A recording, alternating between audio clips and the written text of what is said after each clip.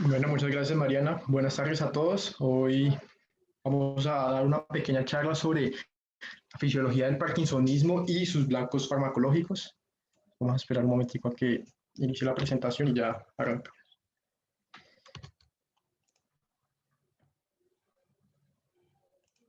Acá tenemos las referencias. Básicamente me basé muchísimo en Candle, sin embargo también usé otras bibliografías necesarias para esta presentación.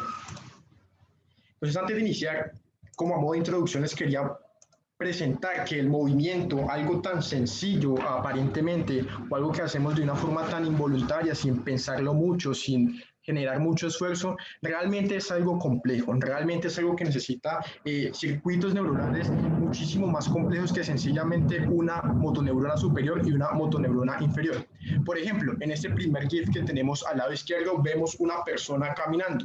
La marcha puede parecer algo sencilla pues para nosotros, o al menos suponiendo que todos tenemos nuestro sistema nervioso central intacto, pues la marcha va a ser algo muy fácil de hacer, pero la marcha realmente va a ser algo complejo. Por ejemplo, acá nuestro dibujito, la persona mantiene una postura recta, está erecta y el balanceo es simétrico y adicionalmente va a una velocidad que aparentemente es rápida.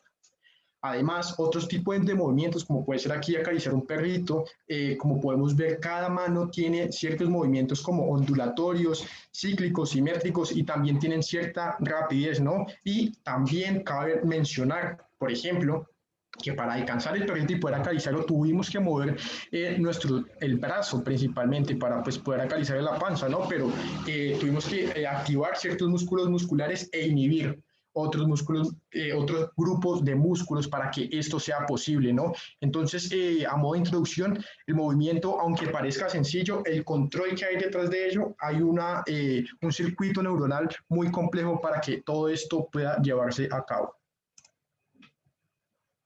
Entonces vamos a hacer que el control de movimiento está dividido en dos a grandes rasgos, uno piramidal y otro extrapiramidal. El piramidal vamos a decir que está controlado principalmente a nivel cortical, donde pues en la corteza motora primaria también tenemos la corteza premotora y la corteza motora suplementaria. Allí está en nuestra motoneurona superior, la que básicamente va a iniciar la ejecución de los movimientos, y pues su tracto como más representativo es el tracto córtico-espinal, que va de motoneurona superior hasta el asta ventral de la médula, donde hace sinapsis con la motoneurona inferior. Sin embargo, esta sería solo la primera parte como tal del movimiento y no vamos a hacer mucho énfasis en esta, sino que vamos a hacer énfasis en esta segunda parte, que es el control extrapiramidal. Las neuronas del control extrapiramidal del movimiento están ubicadas a nivel subcortical.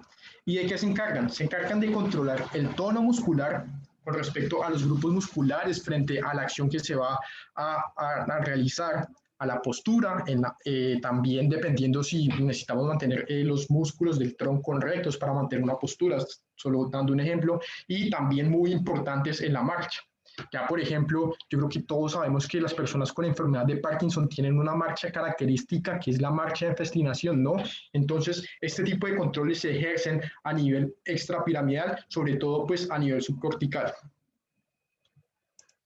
Ahora, haciendo como una pequeña diferencia entre cómo van los tractos, ¿no? Les había comentado que el tracto piramidal se ubicaba a nivel cortical. Aquí tenemos básicamente nuestro músculo motor en la circunvolución precentral, ¿no? Y acá van a salir pues los axones de dichas neuronas, van a pasar por la cápsula interna que hace parte de los ganglios basales, curiosamente, se van a decusar en las pirámides y posteriormente van a llegar al asta anterior de la médula. Sin embargo, también vemos aquí, aunque esta ilustración es muy simplificativa, vemos que los ganglios basales también tienen cierta proyección de neuronas que van aquí. Esto es un tálamo, entonces vemos que van hacia el tálamo, también van hacia la corteza y también se relacionan con el cerebelo para poder mejorar los movimientos y que sean más eficientes y más finos. Esta solo traje una ilustración para que pudiéramos ver la diferencia entre el sistema de control piramidal y el extrapiramidal, y ya haremos un poco más de énfasis en cada movimiento.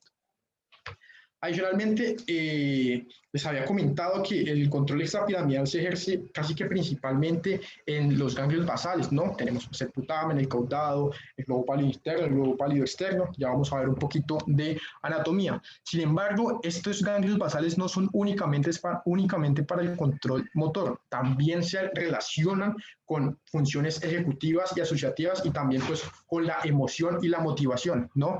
En esta presentación haremos muchísimo más énfasis en la parte motora, es decir, en esta vía que se relaciona principalmente con el putamen, la sustancia negra en su parte reticulata y compacta, pues, y en los ganglios, perdón, en el globo pálido interno y posteriormente hacia el tálamo.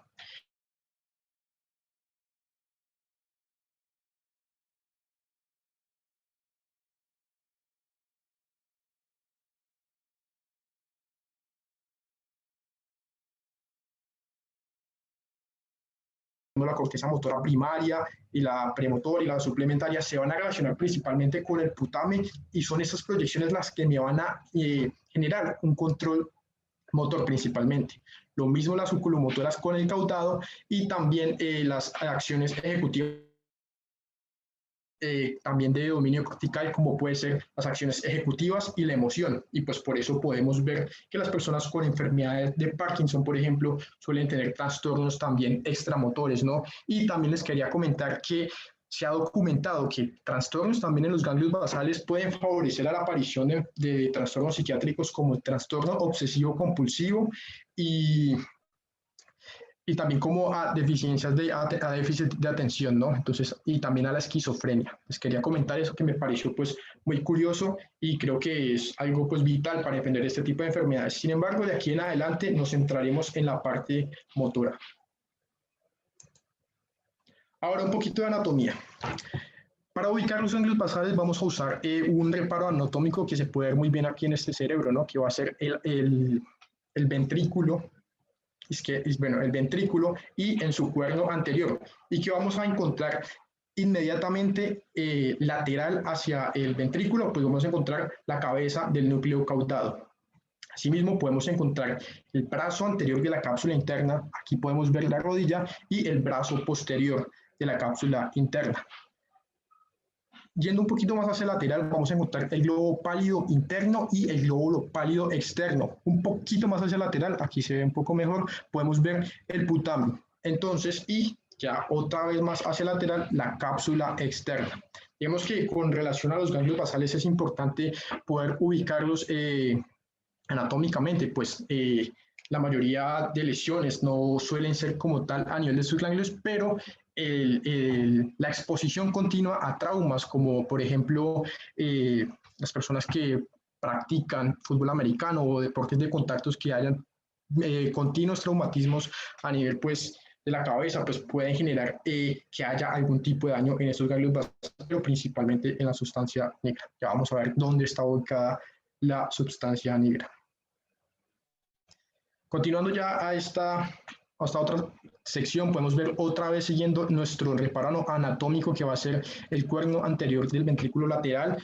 Inmediatamente lateral vamos a tener la cabeza del caudado y también pues le quería mostrar a ustedes que aquí está el tálamo, aquí tenemos el tercer ventrículo, ¿no? Y hacia exterior podemos ver de otra vez, acá se ve, aunque no está anotado, el globo pálido, no se diferencia muy bien el interno y el externo, y el putamen. Lo que les quería mostrar de esta es esta parte de acá que es la sustancia negra. La sustancia negra está compuesta de dos partes adicionales que van a ser su pars compacta y su pars reticulada. En la anatomía macroscópica no se puede diferenciar una parte de la otra, entonces solo vamos a ver la sustancia negra pues como un conjunto de neuronas cuyo soma se ubica acá. También pues me parece importante demostrarles que una forma para llegar a estos núcleos es que se pueden relacionar lateralmente con el núcleo rojo y están ubicados a nivel del mesencéfalo, ¿no? Entonces todo esto van a generar proyecciones hacia el putamen principalmente pues para ejercer control del movimiento. Y por último, y no menos importante, los núcleos subtalámicos que también tienen una amplia relación con el control extrapiramidal del movimiento, ¿no? Esos núcleos subtalámicos me van a generar un tipo de proyecciones hacia el globo pálido interno y hacia el tálamo que ya vamos a ver cómo van a funcionar. Ahora me pareció un poco importante que también poder identificar los ganglios basales o al menos estos núcleos basales en una neuroimagen, ¿no? Y vamos a seguir como la misma lógica siguiendo nuestro reparo anatómico que va a ser el cuerno anterior, pues del ventrículo lateral, ¿no? Hacia lateral inmediatamente vamos a encontrar la cabeza del caudado. Siguiendo como esa lógica hacia lateral, vamos aquí a encontrar el brazo anterior de la cápsula interna, nuestra rodilla, brazo posterior y el putamen. Digamos que si acá está el putamen, aquí debería estar el globo pálido, tanto en su porción interna como en su porción externa. Sin embargo, la neuroimagen no se ve muy bien, pues no se ve como muy claramente como se vería en una autopsia. Pero pues nos ayuda a identificar y nos ayuda como a orientarnos frente a este reto, ¿no? Y adicionalmente, pues aquí tenemos el tálamo que también va a ser muy importante para el circuito que vamos a identificar. Listo, algo muy importante es decirles a ustedes que el orden en el que ha sido la nomenclatura que se le ha dado a los ganglios basales es un poco compleja, ciertamente. Vamos a decir que el dominio mayor va a ser los ganglios basales que comprenden el cuerpo estriado y la amígdala. Por el momento la amígdala la vamos a ignorar en tanto no tiene tanta relación con el movimiento, pero vamos a seguir con el cuerpo estriado. El cuerpo estriado a su vez se va a dividir en dos, el neoestriatum o el neoestriado y el paleoestriatum o el paleoestriado, ¿no? Entonces, siguiendo el neoestriatum vamos a tener el núcleo caudado y el putamen. El núcleo caudado, como vimos, se relaciona más con funciones psíquicas que tenían conexiones y sinapsis a nivel, pues, por ejemplo, de la corteza límbica, ¿no? Mientras que el putamen sí va a tener muchísima mayor relación con el movimiento. Por el otro lado tenemos el paleoestriatum, que tiene el globo pálido, tanto en su porción interna como en su porción externa. Y en conjunto, el putamen y el globo pálido van a formar el núcleo lentiforme, que es, vamos a ver que tiene cierta importancia mayor con respecto al movimiento y pues en la fisiopatología también pues para comprender la fisiopatología del parkinsonismo.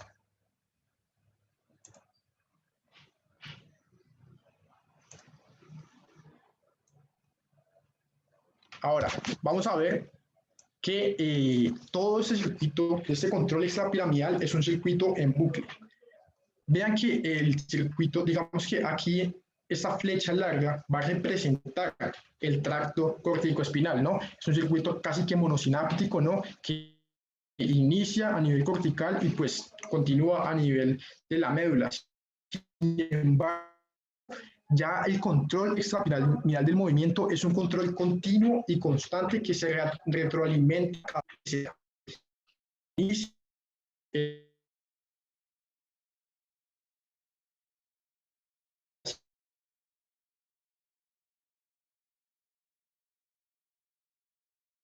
De este.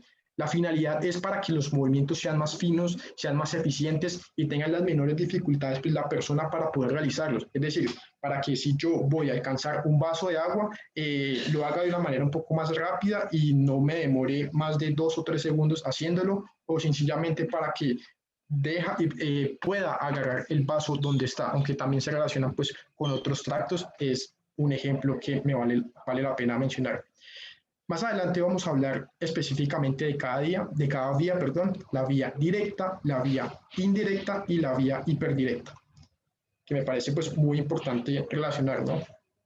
Ahora, este circuito va a tener también, así como recibe señales de ciertos lugares de la corteza, también envía señales a otros lugares de la corteza dependiendo cuál es la acción que se está llevando a cabo y cuál es la acción que se quiere realizar. Por ejemplo, pues tenemos como muy en cuenta que la corteza motora primaria va a ser pues principal, ¿no? Y también nuestra corteza premotora, pero también la parte límbica pues tiene una relación muy importante, pues como les había comentado, por ejemplo, hay proyecciones hacia la corteza cingulada anterior principalmente, y es por ello que les comentaba que los ganglios basales y todas las proyecciones que salen de este tienen una relación pues con la emoción y la motivación. Sin embargo, vuelvo y repito, nos vamos a centrar principalmente en sus proyecciones motoras.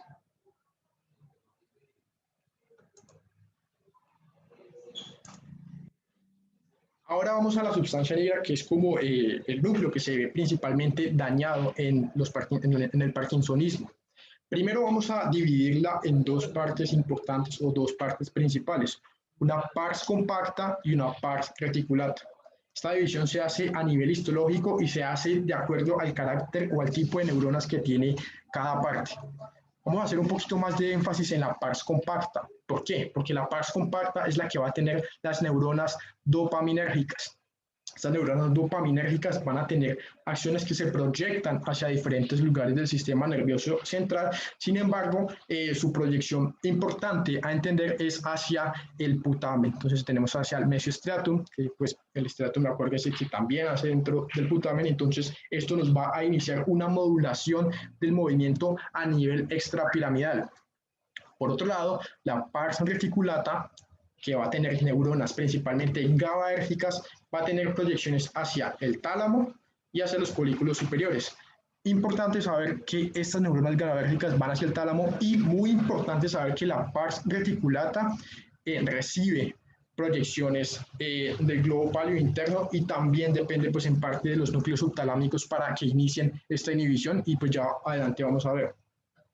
En la enfermedad de Parkinson vamos a decir que hay una pérdida de estas neuronas dopaminérgicas de la pars compacta, es decir, el proceso neurodegenerativo que va a haber es pérdida de estas neuronas dopaminérgicas principalmente que me van a terminar alterando todo el estado de los ganglios basales pues a nivel de este. Ahora, les quería comentar un poquito sobre la calvidina de 28K. Esta molécula se ha encontrado que tiene un carácter neuroprotector. En las personas que tienen niveles más altos de calvidina, pareciera que tuvieran menos probabilidad de desarrollar enfermedad de Parkinson que aquellas personas que expresan menos calvidina. Es decir, entre menos calvidina, mayor probabilidad de tener algún parkinsonismo y que se dañen estas neuronas dopaminérgicas de la sustancia negra en su pars compacto. Sin embargo, pues faltan muchísimos estudios para poder determinar y para poder establecer realmente cómo funciona. Lo único que sabemos es que la calvidina es un transportador de calcio, sin embargo, no sabemos muy bien cuál es la causa o cuál es su relación causal dentro de esta neuroprotección. Por otro lado, la acumulación de alfa-sinucleína que van a formar posteriormente los cuerpos de Lewy me van a generar ya un daño como tal, van a formar esta acumulación de cuerpos de Lewy, me van a dañar esta neurona dopaminérgica, lo cual se puede encontrar muy comúnmente en parkinsonismos hereditarios, ¿no? Entonces el parkinsonismo hereditario se va a manifestar comúnmente con estos cuerpos de Lewy que tienen acumulaciones de alfa-sinucleína. Y pues también vale la pena recordar que la demencia por cuerpos de Lewy trae consigo también parkinsonismo dentro de sus manifestaciones dentro de esta enfermedad. Acá ahora les quería mostrar esa comparación entre una sustancia negra normal frente a una que pues está completamente despigmentada. Veamos que el nombre de sustancia negra lo recibe pues básicamente por el color negro, ¿no?, que tiene acá, mientras que una persona con parkinsonismo no tiene este pigmento, haciéndonos creer que aquí las neuronas, el cuerpo de las neuronas se ha perdido. Esta hace parte de un parkinsonismo idiopático, que es una enfermedad de Parkinson primaria, que es como lo más común. Aquí tenemos los cuerpos de Lewy, que son acumulaciones de alfa-sinucleína, ¿no? Entonces, aquí, estos cuerpitos de Lewy, vamos a tener alfa-sinucleína junto con otras proteínas agregadas en el citoplasma. Esto es común en parkinsonismos hereditarios, como les había comentado, y también en la demencia pues, por cuerpos de Lewy.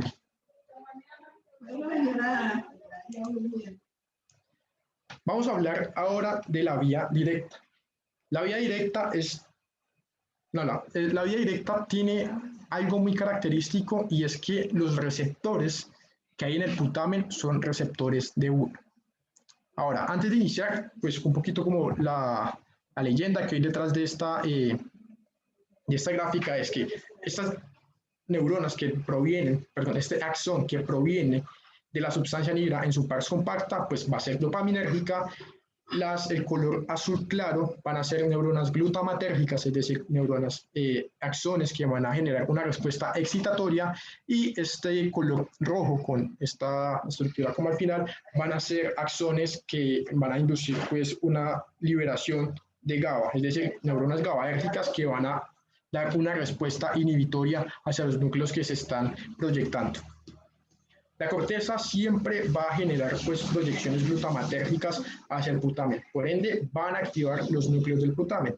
Ahora, ¿cuál es la modulación que hace la sustancia negra en su pars compacta? Vamos a decir que la modulación que hacen va a ser pues, excitatoria, en tanto los receptores de uno son receptores excitatorios. Y aquí recordar algo también muy importante. La acción de un neurotransmisor no depende del neurotransmisor en sí, sino depende del receptor al que se acople. Si se acopla a receptores de uno, va a ser una respuesta excitatoria.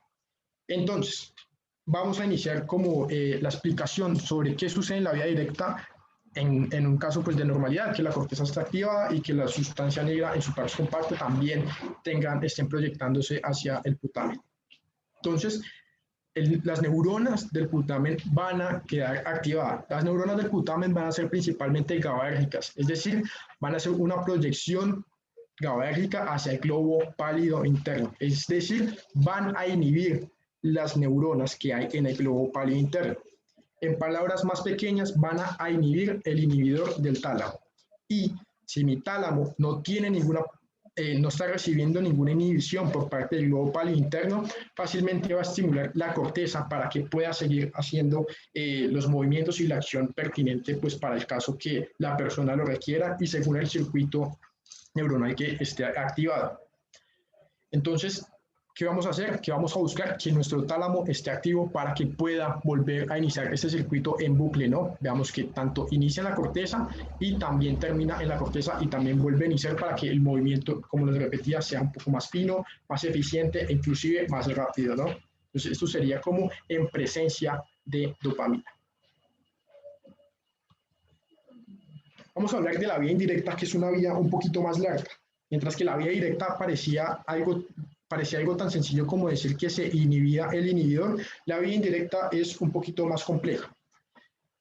La corteza, al igual que en el caso anterior, va a seguir proyectando neuronas glutamatérgicas, entonces van a ser neuronas excitatorias, pero aquí lo que cambia es el receptor de dopamina. Entonces, las proyecciones que provienen de la sustancia negra en su pars compacta siguen siendo dopaminérgicas, pero como se acoplan al receptor T2, van a ser completamente inhibitorias. Es decir, en la presencia de dopamina, el putamen se inhibe. ¿Qué es lo que hace el putamen? El putamen va a tener neuronas GABAérgicas, como les había comentado en la diapositiva pasada, ¿no? Entonces, normalmente, sin ninguna interferencia, el putamen estaría inhibiendo al globo pálido externo. Pero, como en este caso, el globo pálido externo no va a estar siendo inhibido por el putamen, ya que fue inhibido por la sustancia negra en su pars compacta, entonces el globo pálido externo va a poder ejercer su acción, y su acción también es inhibitoria. Entonces, ¿qué va a suceder? Va a inhibir, por un lado, a los núcleos subtalámicos. Estos núcleos subtalámicos, su acción es glutamatérgica y es favorecer o excitar a las neuronas del globo pálido interno y la sustancia negra en su parte reticulata. Y adicionalmente, por otro lado, va a inhibir el globo pálido interno y a la sustancia negra en su parte reticulata. El globo pálido interno, como vimos en la diapositiva pasada, también tiene proyecciones GABAérgicas y, como les había comentado cuando estábamos hablando de sustancia negra, la parte reticulata también tenía proyecciones GABAérgicas. Entonces, ¿cuál es la función normal sin ninguna interferencia en estas dos estructuras? Pues va a ser una inhibición talámica. Pero, como en este caso el globo pálido externo está siendo activo en tanto las proyecciones dopaminérgicas, bueno, el receptor T2 me están inhibiendo el putamen, entonces el globo pálido interno, la sustancia negra en su parte articulata y los núcleos subtalámicos van a estar inhibidos. Y como están inhibidos, el tálamo va a estar activo. Y asimismo va a continuar este circuito en bucle que les había comentado para el control pues, del movimiento. Yo sé que suena un poco complejo y un poco enredado, pero una forma de verlo es entendiendo que aquí hay no una inhibición del inhibidor. Bueno, sí hay una inhibición del inhibidor, pero es un poquito más complejo, entonces yo creo que vale la pena volver a verlo, pero como desde otro punto de vista. Entonces veamos si el putamen normalmente va a estar inhibiendo el globo pálido externo, es decir, que nuestro globo pálido interno y la sustancia negra en su parte reticulata y los núcleos subtalámicos en ausencia de dopamina, ojo, en ausencia de dopamina van a estar activos. ¿Y cómo van a estar activos estos grupos nucleares? Pues van a inhibir el tálamo. Y si el tálamo está inhibido, pues van a haber menos proyecciones hacia la corteza y menos activación cortical. ¿Qué va a hacer básicamente la dopamina en este caso? La dopamina me va a desinhibir el inhibidor del inhibidor. Sería como la forma de decirlo, pero pues suena un poquito más confuso, ¿no? Entonces yo creo que vale la pena entender muy bien, ya que muchos autores comentan que es el daño en la vía indirecta la que me va a causar mayores manifestaciones en el parkinsonismo. Entonces también les quería comentar eso. Y finalmente vamos a hablar un poquito de la vía hiperdirecta. La vía hiperdirecta, pues literalmente es un poco más rápida que la directa, ya que la vía hiperdirecta no va a tener ningún tipo de modulación a nivel de la sustancia negra, sino que va a ir directamente hacia los núcleos subtalámicos y el núcleo subtalámico, como les había comentado en la diapositiva anterior, va a estimular el globo pálido interno y la sustancia negra en su parte reticulata y ambas neuronas de ambos núcleos tienen proyecciones GABAérgicas, es decir, van a inhibir el tálamo. Las anteriores dos vías buscaban de alguna manera que el tálamo se excitara para poder excitar la corteza. Mientras tanto, esta vía busca que el tálamo básicamente quede inhibido. ¿Y por qué yo quiero inhibir el tálamo en este caso?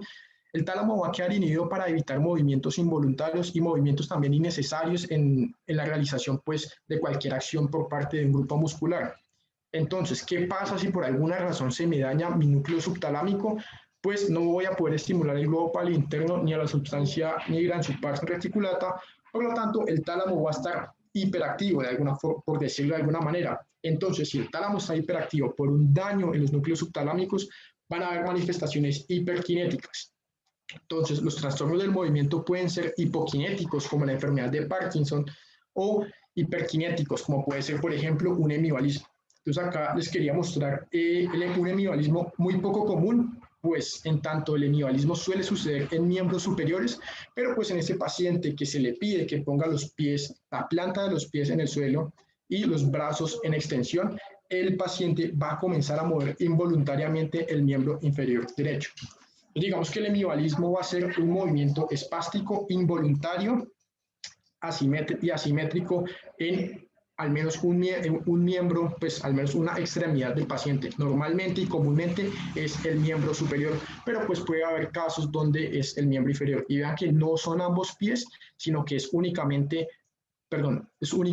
una pierna, no son ambas. Entonces, es común que suceda esto. Y la etiología más común de un daño al núcleo subtalámico pues suelen ser isquemias, sobre todo pues por algún daño o algún evento tromboisquémico a nivel de la arteria cerebral posterior en su primera porción. Ahora vamos a hacer como un repaso rápido, pero ya integrando todas las vías, integrando tanto la vía directa, aquí marcada por estas línea verde que hace referencia a neuronas excitatorias, en tanto su receptor T1 es excitatorio, y la vía indirecta, y también tenemos la vía hiperdirecta. Entonces, en la vía directa habíamos dicho que hay una inhibición del inhibidor. ¿El inhibidor de quién? El inhibidor del tálamo. Entonces, yo voy a inhibir el inhibidor del tálamo. ¿Y cuál es el inhibidor del tálamo? El globo pálido interno y pues la sustancia negra en su parte reticulata. Aquí principalmente se va a inhibir el globo pálido interno. Entonces, si yo tengo el tálamo desinhibido, en presencia de dopamina, el tálamo va a generar en los núcleos ventrolaterales y ventral anterior principalmente, van a generar proyecciones hacia la corteza motora, en tanto estemos hablando de movimiento, para que la corteza motora vuelva otra vez a iniciar este circuito en bucle y también vuelva a enviar proyecciones por el tracto córtico espinal. Ahora repasando un poquito la vía indirecta, que es un poquito más compleja, en presencia de dopamina, se va a inhibir neurona que está en el putamen, ¿no? Entonces, como la neurona del putamen está inhibida, el globo pálido externo puede inhibir el inhibidor del tálamo. Entonces, repito, en la vía indirecta, frente a la respuesta de dopamina y los receptores D2, va a haber una inhibición en el putamen. Y como el putamen está inhibido, el globo pálido externo va a estar activo. Y el globo pálido externo aquí sí va a inhibir el inhibidor del tálamo. Y también pues va a inhibir el estimulante de los inhibidores del tálamo, que sería el globo pálido interno y la sustancia negra en su parte articulata.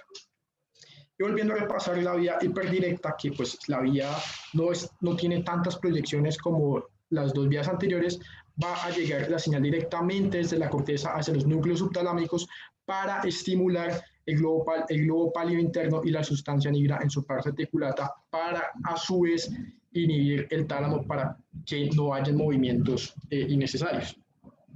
Ahora, también cabe mencionar que las proyecciones del globo pálido interno no son únicamente hacia el tálamo, sino que también van hacia el tallo cerebral y también hacia la médula espinal. Hacia el tallo cerebral es importante saber que genera proyecciones hacia los núcleos pedunculopontinos, ¿no? Y estos núcleos también me van a ayudar al control extrapiramidal del movimiento, pues allí se van a relacionar con el tracto vestibuloespinal, que me favorece a asociar la fuerza que está generando la gravedad, ¿no? Para poder asociar el equilibrio, en tanto, no sé, la marcha requiere muchísimo equilibrio para que ésta se pueda realizar de una manera pues más correcta, ¿no? De lo contrario, pues podría generar algún tipo de manifestación anormal.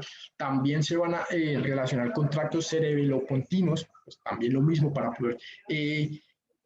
poder de alguna manera hacer que los movimientos sean más finos y corregir realmente las señales neuronales que provienen desde la corteza. Pues las señales que vienen desde la corteza son muy gruesas, es decir, las señales que vienen de la corteza, haciendo un símil, son muy amplias, no son muy específicas. Todo este sistema lo que me va a hacer es especificar las señales para poder activar el grupo muscular pertinente y poder desactivar otros músculos para realizar un movimiento en concreto, ¿no? Entonces, me parece muy importante ya poder ver todas las tres vías como un todo y que funcionan pues de una manera un poco compleja. También me parece importante comentarles que si la vía D1 está activa, no quiere decir que la vía D2 esté inactiva. Es decir, si la vía directa está activa, no quiere decir que la vía indirecta ni la vía hiperdirecta estén inactivas. Las tres vías están activas constantemente. De lo contrario, cualquier tipo de anormalidad en una de estas vías pues me van a generar enfermedades, ya sean trastornos hiperkinéticos como en el hemivalismo cuando hay daños en los núcleos subtalámicos, o trastornos hipokinéticos cuando ya hay, por ejemplo, un daño en la sustancia negra, principalmente en su pars compacta, como puede ser parkinsonismo. Sin embargo, también hay otro tipo de manifestaciones de enfermedades que traen consigo trastornos del movimiento. Tenemos la enfermedad de Wilson, donde va a haber un acúmulo de cobre, pues se van a acumular cobre aquí en estos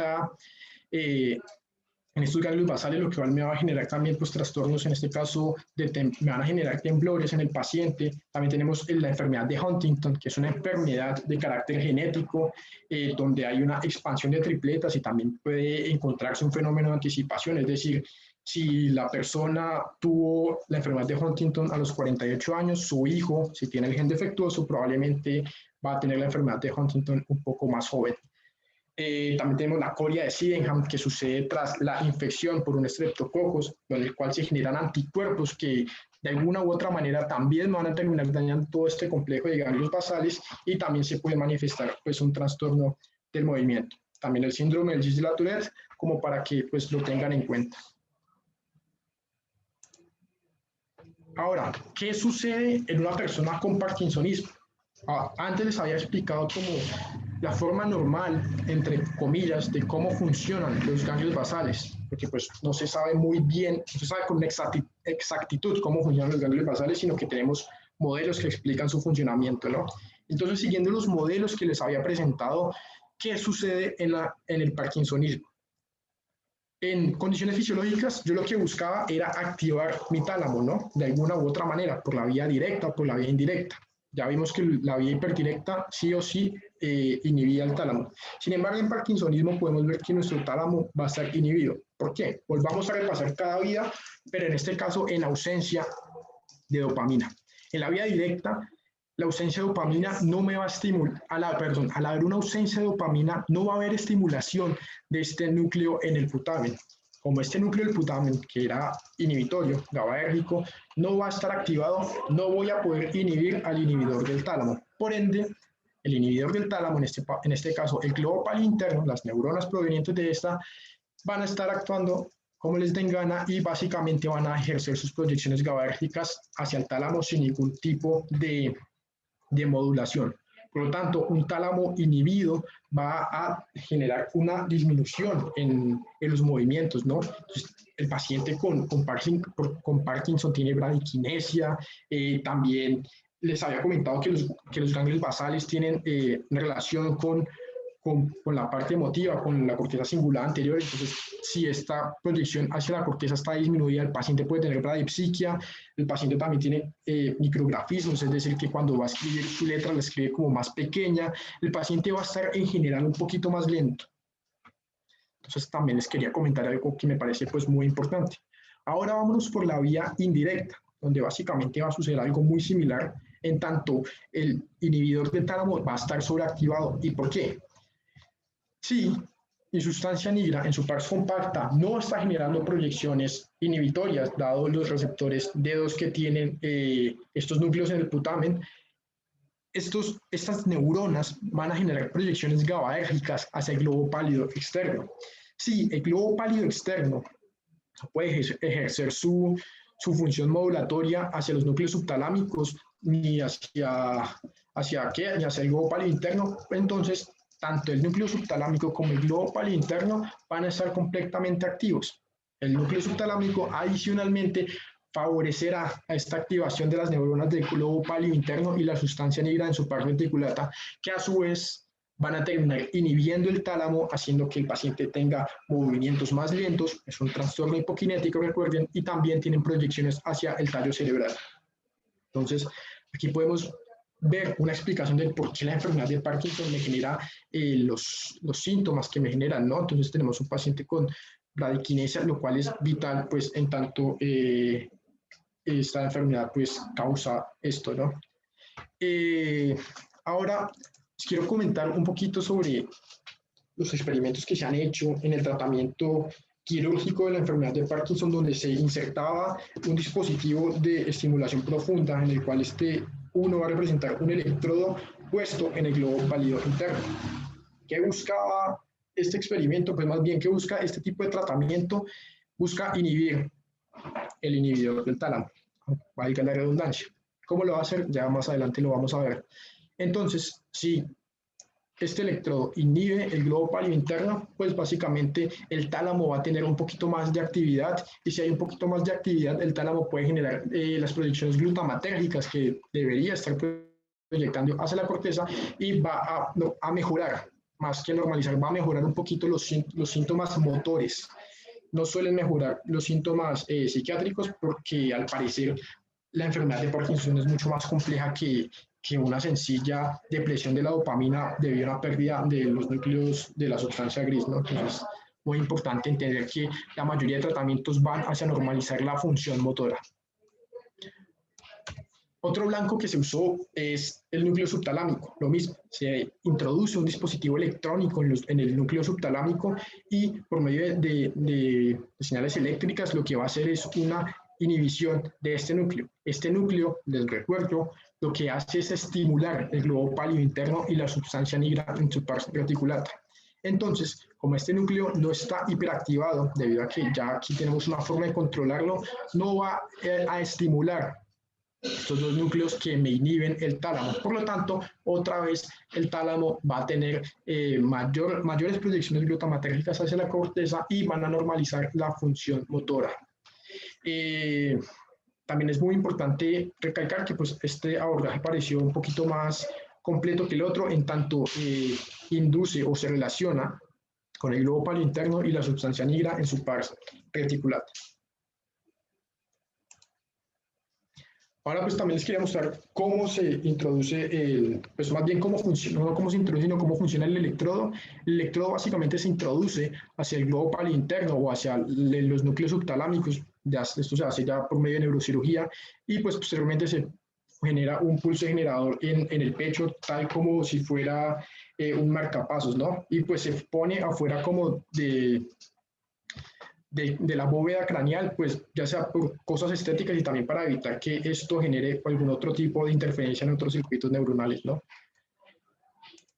Ahora, ¿cómo funciona? Básicamente el electrodo va a generar una respuesta, pues va a generar una proyección de, evidentemente, electricidad, ¿no? Y toda esa electricidad va a generar un cambio en la polaridad de la neurona. Y va a hacer que la neurona pues, esté un poquito más negativa, y al ser más negativa es como si estuviera hiperpolarizando.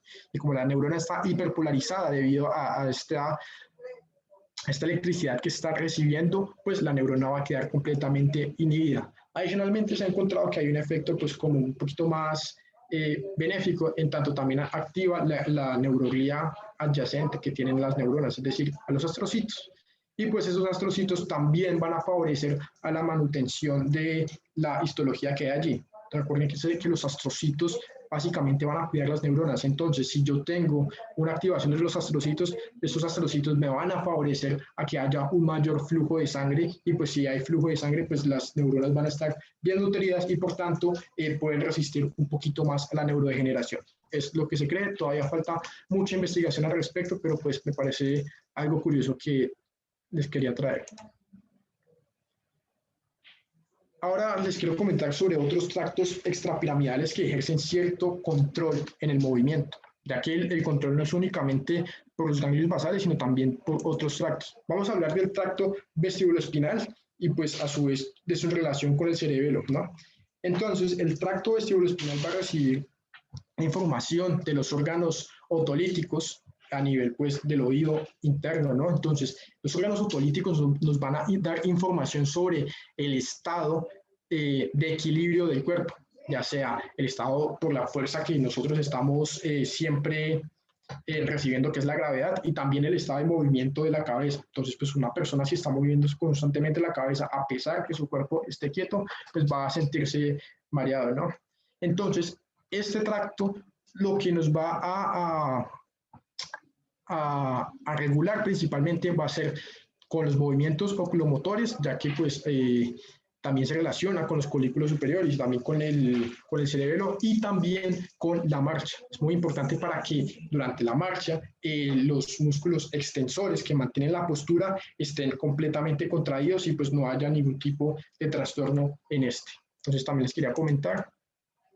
El tracto reticuloespinal se origina a nivel del tallo cerebral y fácilmente puede inhibir la actividad muscular pues voluntaria. ¿Y yo para qué busco esto? Lo que busco es de alguna forma corregir las señales neuronales que no deberían ser enviadas. Por ejemplo, si yo quiero extender mi brazo, el bíceps braquial no debería por qué estar contraído. Entonces, el tracto reticuloespinal también ayuda a este control que se ejerce sobre el tracto corticoespinal. La diferencia es que estos suelen ir hacia las interneuronas para poder activarlas y ejercer su función regulatoria a ese nivel. Y también les quería comentar un poquito sobre el tracto rubroespinal, que básicamente inicia en el núcleo rojo, allí su nombre rubro, y va hacia la médula espinal. Las acciones de esta neurona no se suelen de cruzar y pues descienden por el tracto que les había comentado, que recibe su mismo nombre, y facilita en este caso ya la actividad de músculos flexores e inhibe los extensores. Entonces, como pueden ver, cada tracto tiene una función específica en tanto a la extensión y la flexión. Sin embargo, pues al parecer su actividad es un poquito más compleja y que realmente las proyecciones que se dan hacia la neurona suelen ser, no están como muy bien estudiadas y todavía falta mucha investigación al respecto. Ahora vamos a hablar un poquito sobre blancos farmacológicos en enfermedad de Parkinson principalmente.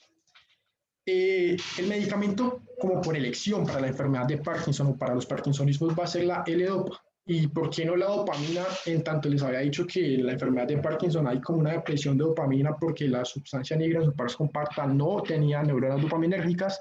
La respuesta es porque la dopamina no atraviesa la barrera hematoencefálica. El precursor de la dopamina sí lo hace. Entonces, por eso se administra L-Dopa. Aquí podemos ver cómo en la gráfica la barrera hematoencefálica está aquí identificada por esta línea punteada, ¿no? Ahora, ¿qué sucede con la L-Dopa si se da sola? Si yo doy solo L-Dopa a un paciente que requiere que esté la dopamina a nivel del sistema nervioso central, pues solo el 1% aproximadamente va a llegar, es decir, muy poquito, voy a tener una biodisponibilidad muy pequeña y no va a ejercer las funciones terapéuticas que debería ejercer en tanto toda la L-Dopa es convertida ya sea a dopamina o a 3 o metildopa por medio pues, de sus enzimas respectivamente. Y pues actuaría como actúa la dopamina a nivel periférico, que es un vasoconstrictor, ¿no? Entonces, ¿yo qué hago o qué se hace normalmente para aumentar la biodisponibilidad de L-Dopa y asimismo llegue mayor cantidad de L-Dopa al sistema nervioso central? Básicamente se va a dar normalmente con carbidopa. Carbidopa es un inhibidor de la L-Dopa descarboxilasa, es decir, la enzima que me convierte L-Dopa en dopamina. Entonces, con carbidopa a nivel periférico voy a aumentar la biodisponibilidad de L-Dopa a nivel central, ¿no? También se pueden dar con otros medicamentos, estos son inhibidores de la COMT como entacapone y tolcapone. Estos inhibidores de la COMT, asimismo, pues también me van a transformar la L-Dopa, haciéndola pues completamente impasable por parte de la barrera hematoencefálica.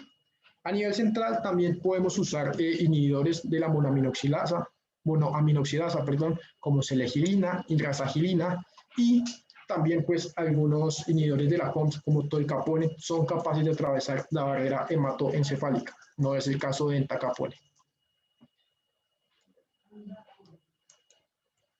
Ahora, también, ya para finalizar, les quería hablar un poquito de otros blancos farmacológicos, por así decirlo, ¿no? Sin embargo, estos blancos farmacológicos no se ha esclarecido muy bien su acción en las enfermedades que se usan como tratamiento. Por ejemplo, en el temblor esencial es común el uso, o se recomienda el uso de propranolol. Propranolol es un beta bloqueador, es decir, va a nivel los receptores beta a nivel periférico.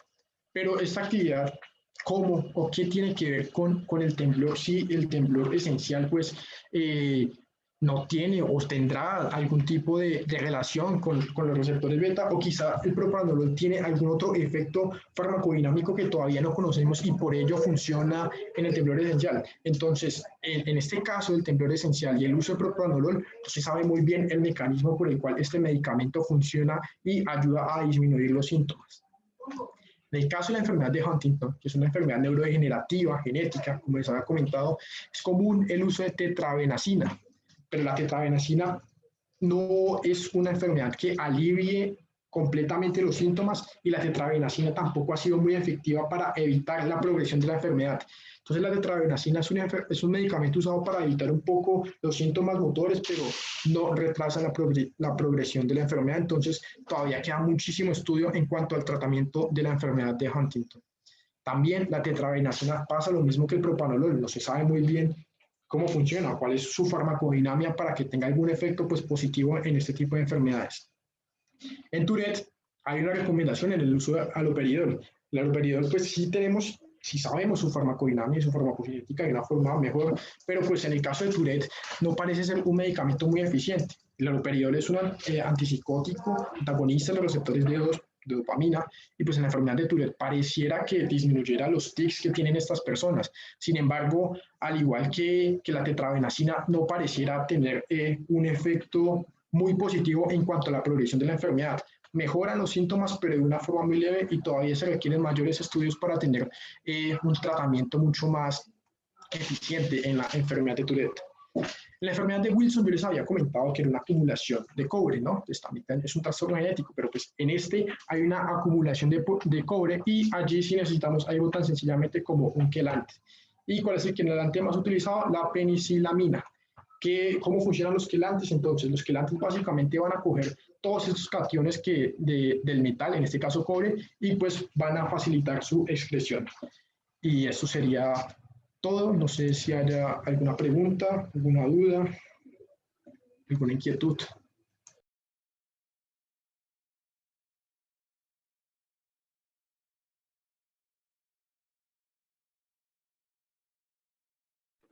No sé si alguien tiene alguna pregunta, puede prender su micrófono o la gente está recibiendo de manera escrita en el chat. A mí no me ha llegado ninguna. No sé si el doctor Vázquez nos quiere hacer algún tipo de retroalimentación mientras tanto.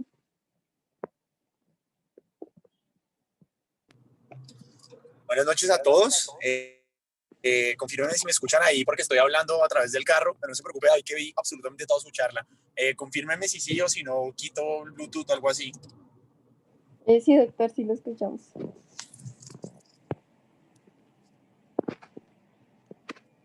¿Aló? Sí, doctor, lo escuchamos bien.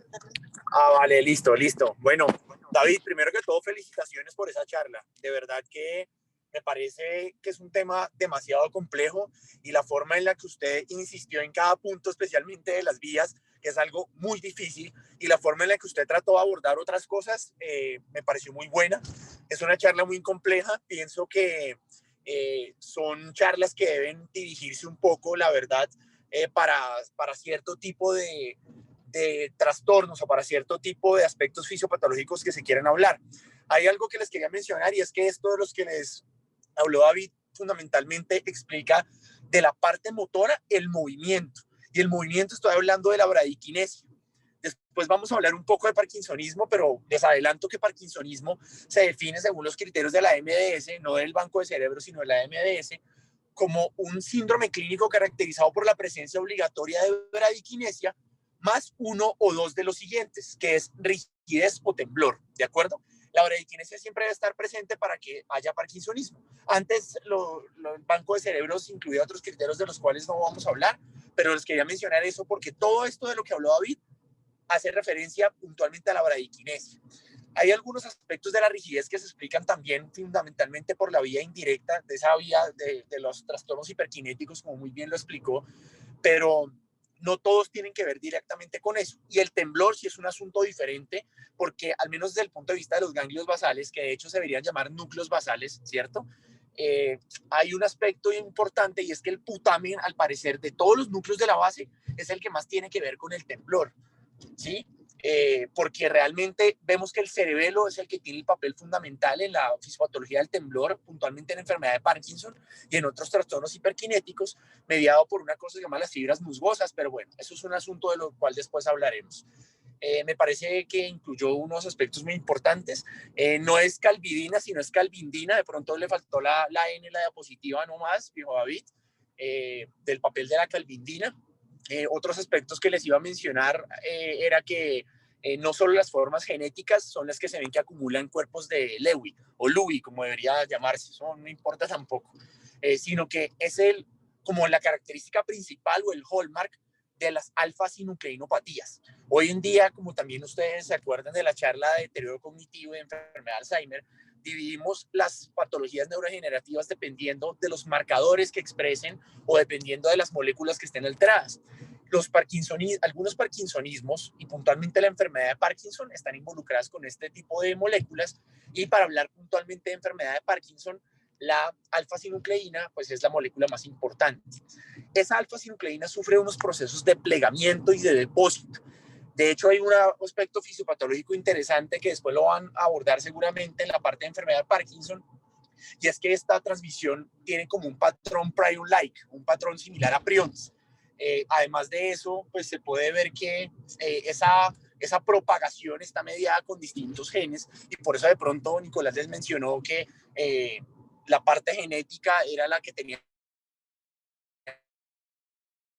que ver con la acumulación de esto, pero no. El reflejo de un cuerpo de Lewy es la forma en la cual la alfa-sinucleína se deposita, ¿sí? Esa alfa-sinucleína puede estar en forma fibrilar o en oligómeros. Eso es un aspecto fisiopatológico bien enredado, pero sé que lo vamos a dilucidar un poco mejor en enfermedad de Parkinson. Pero para que sepan, cuerpos de Lewy igual a alfa-sinucleína. Entonces lo puede tener en enfermedad de Parkinson idiopática, no necesariamente genética, que eso también es algo que quiero que tengan en cuenta y que se lleven para la casa. Bueno, Ya mencionó muy bien David lo de los circuitos. Realmente, bueno, pues la importancia de los estímulos de los receptores de 1 o de 2 es crucial porque pues eso explica por qué medicamentos antagonistas del receptor de 2 de dopamina como el metoclopramida y el haloperidol, como le estábamos hablando la vez pasada, pues hacen una inhibición directa de las vías, ¿cierto? Puntualmente la vía indirecta, y pues eso con todo el circuito, como le explicó Nicolás, pues realmente impacta directamente la inhibición del movimiento, por eso es que genera parkinsonismo, ¿sí? Entonces eso es bastante importante. Ya igual hablamos que la fisiopatología del temblor después la mencionamos, que yo acá tengo escrito, entonces por eso les digo cosa por cosa. La semiología del hemivalismo, ahí Nicolás puso un caso de hemivalismo, pero realmente eso es un poco más complejo, no necesariamente es un componente espástico, esto es diferente. Mejor en la charla de fenomenología y semiología lo aclaramos mejor. Bueno, y sí, si les preguntan en un parcial, localización más frecuente de una lesión que genere hemivalismo es el núcleo subtalámico, pero en la clínica vemos que esto no es cierto. La lesión más frecuente es en el núcleo caudado, ¿de acuerdo? El núcleo pedunculopuntino, eso me pareció muy chévere que lo mencionara Nicolás.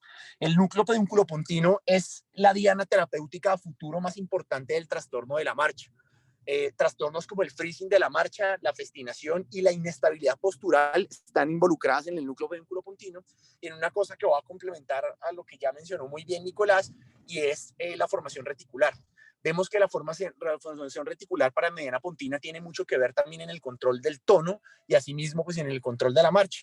Y acuérdense que esta formación reticular tiene una vital importancia en la regulación de las vías del sueño, con otras vías de adenosina, unas vías histaminérgicas y serotoninérgicas de los núcleos del RAFE, que eso también lo mencionó Nicolás, puntualmente eso de los núcleos de RAFE serotoninérgicos, y por eso es que los pacientes de manera temprana hacen trastornos del sueño REM.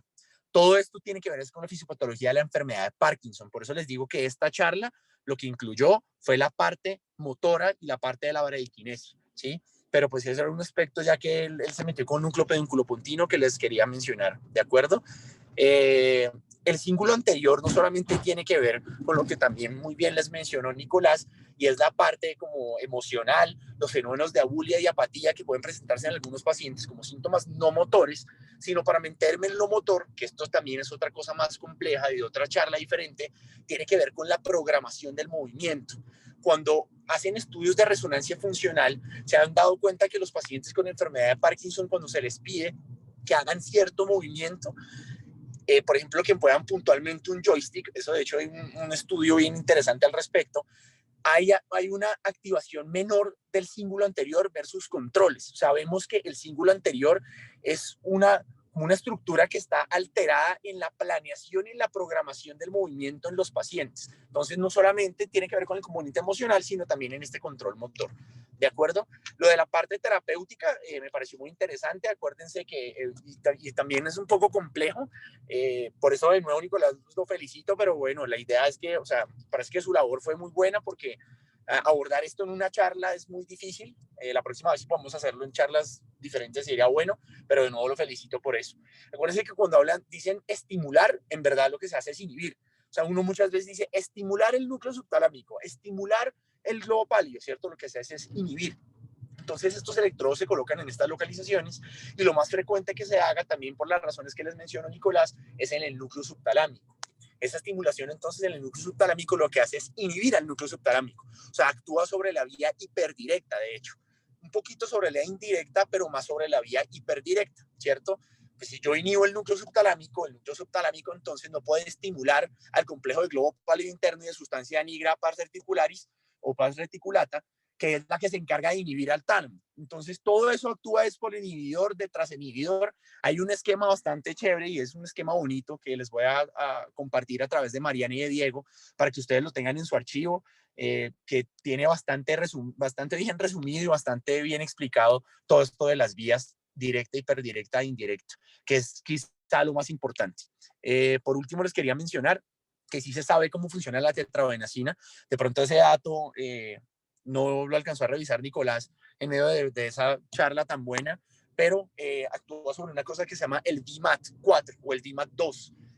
pues depende del número, pero en general es el VMAT. Ese VMAT es un transportador de vesícula monoamínica. Lo que hace entonces es favorecer ese transporte de la dopamina a nivel del sistema nervioso central y al parecer pues regula ese proceso de liberación y de control que pues ayuda en ciertos pacientes a evitar esa estimulación constante, por ejemplo en las coreas y en ciertos tipos de distonía. De hecho hace parte de la tercera línea de manejo de la corea, ya lo están poniendo como segunda línea y les va muy bien a los pacientes con Huntington. Se inicia de manera temprana, les va muy bien. De resto, nada más. Esto es un tema bastante complejo. Hay otras cosas que se van a abordar en la charla de enfermedad de Parkinson. Pero de bueno, Nicolás, muy buena. De nuevo, perdón.